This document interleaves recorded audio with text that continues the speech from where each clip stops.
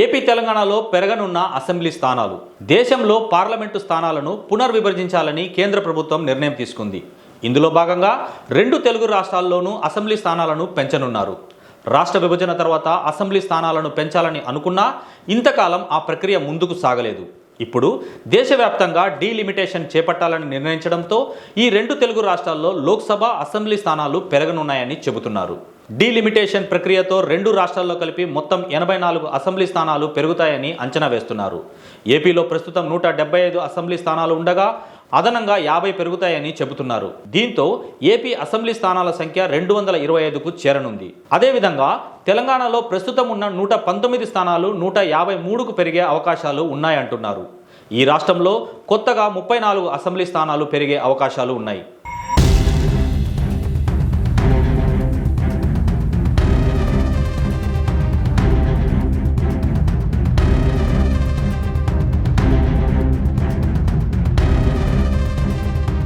దేశంలో 2014 తర్వాత జనగణన జరగకపోవడంతో అసెంబ్లీ, పార్లమెంటు స్థానాల పునర్విభజన జరగలేదు.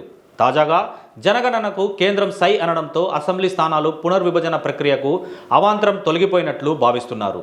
2026లో జనగణన, కులగణన చేపట్టాలని కేంద్రం భావిస్తుంది.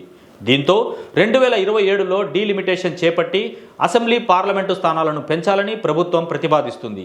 అసెంబ్లీ, పార్లమెంటు స్థానాలను పెంచిన తర్వాతే 2029 ఎన్నికలకు వెళ్లాలనేది కేంద్ర ఆలోచనగా చెబుతున్నారు. వాస్తవానికి చాలా కాలంగా పార్లమెంటు స్థానాల పెంపు ప్రతిపాదన ఉంది.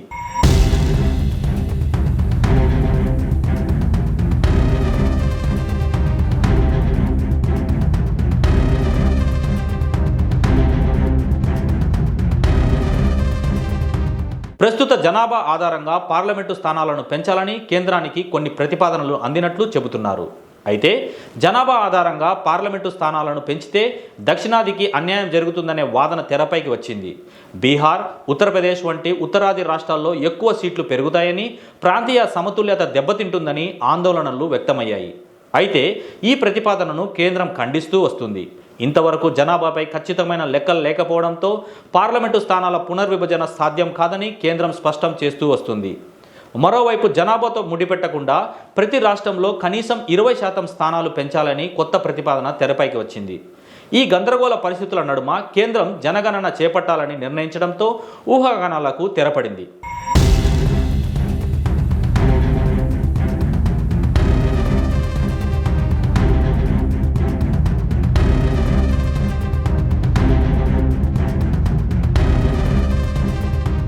జనగణన లెక్కలు తేలిన తర్వాత జనాభాపై స్పష్టత వస్తుంది. ఆ తర్వాత అసెంబ్లీ, పార్లమెంటు స్థానాలను పెంచేందుకు ఎటువంటి అడ్డంకులు ఉండవని కేంద్రం భావిస్తుంది. మొత్తానికి పార్లమెంటు స్థానాల పెంపు నిర్ణయంతో 2 తెలుగు రాష్ట్రాల అసెంబ్లీ స్థానాల సంఖ్య పెరగనుందని వార్తలు వస్తున్నాయి.